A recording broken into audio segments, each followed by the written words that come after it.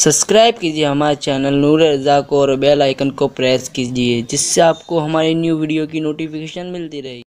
افطار پارٹیاں ہو رہی ہے مسلمانوں کی، کس کو بلا رہے ہیں؟ جن کے پیٹ نہیں بلکہ ان کا حلق بھی بھرا ہوا ہے۔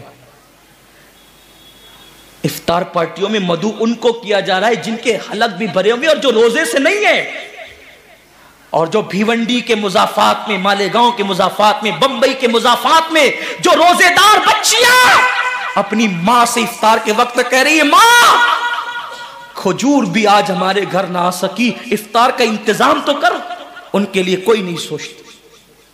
یہ مسلمانوں کی افطار پارٹیاں، یہ مسلمانوں کا انداز ہے افطار کرانے کا۔ جن کے روزے نہیں ان کے لیے دسترخوان بچھائے جا رہے ہیں، اور جو پانی پہ افطار کر رہے ہیں اور کھجور کھا کر کے جو افطار کر رہے ہیں ان کا کس کو خیال ہے؟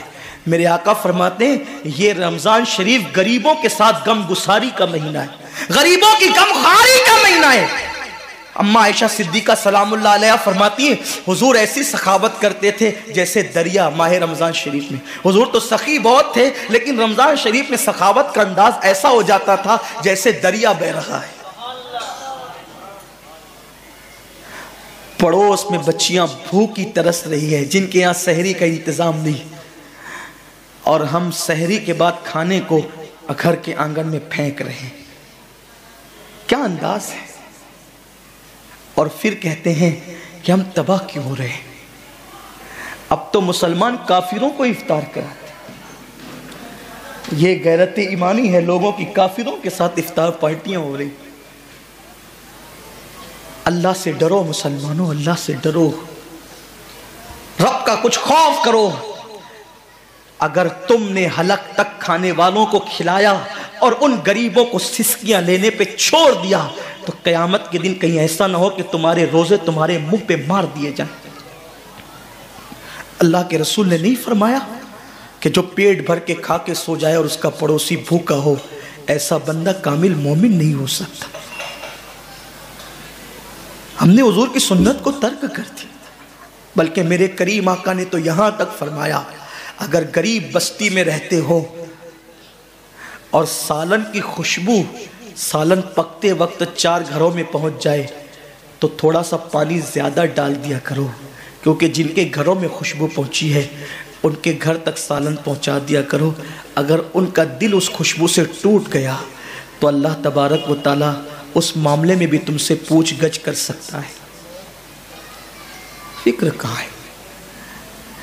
ایک بزرگ سے پوچھا گیا اسلام کہاں ہے؟ فرمایا کتابوں میں۔ مسلمان کہاں ہے؟ تو کہا قبروں میں۔ اسلام کتابوں میں اور مسلمان قبروں میں۔ اب کیا بچا ہے؟ میں یہ تو نہیں کہتا کہ لوگ کافر ہو گیا، استغفر اللہ، کبھی نہیں کہتا۔ میرا مسلک تو اتنا محتاط مسلک ہے، میرے امام نے کہا اگر کسی کے قول میں 99 وجہ کفر کی ہو اور ایک ایمان کا راستہ نکلتا ہو تو ہم ایمان کی طرف اس قول کو پھیریں گے۔ ہمارا مذہب مسلک یہ ہے، ہم مسلک اعلیٰ حضرت کے ماننے والے ہیں، ہم اسماعیل دہلوی کے مسلک کے ماننے والے نہیں ہیں۔ ہمارے مسلک میں بہت احتیاط ہے۔ مولا کائنات نے کہا آسمان سے زمین پہ گرنا آسان ہے، کسی مسلمان کو کافر کہنا میرے لیے مشکل ہے۔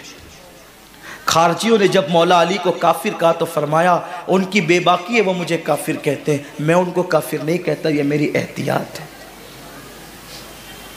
میں آپ کو کافر کہنے استغفر اللہ کبھی بھی نہیں کہہ سکتا، تصور نہیں کر سکتا، بلکہ خدا کی عزت کی قسم اپنے دل کے جذبات پیش کروں کہ جب ہم ممبر پہ بیٹھ کر کے خطاب کرتے ہیں تو یہ سوچ کے کرتے ہیں کہ ہم اپنے مخدوموں کو خادم کی حیثیت سے سبق سنا رہے ہیں، اللہ ان کی دعاؤں کی برکت سے ہماری نجات کا سامان کر دے گا۔ ہمارا تصور یہ ہوتا ہے، ہم اس تصور کے ساتھ آپ کے پاس بیٹھتے ہیں اور آتے ہیں، لیکن سوچو تو صحیح ہمارے اسلاف نے کیا کہا۔ مذہب کتابوں میں ہے، مسلمان قبروں میں ہے۔ اب کیا ہے؟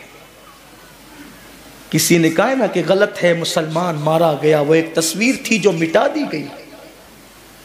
کہیں ہم تصویر مسلم تو نہیں بن گئے؟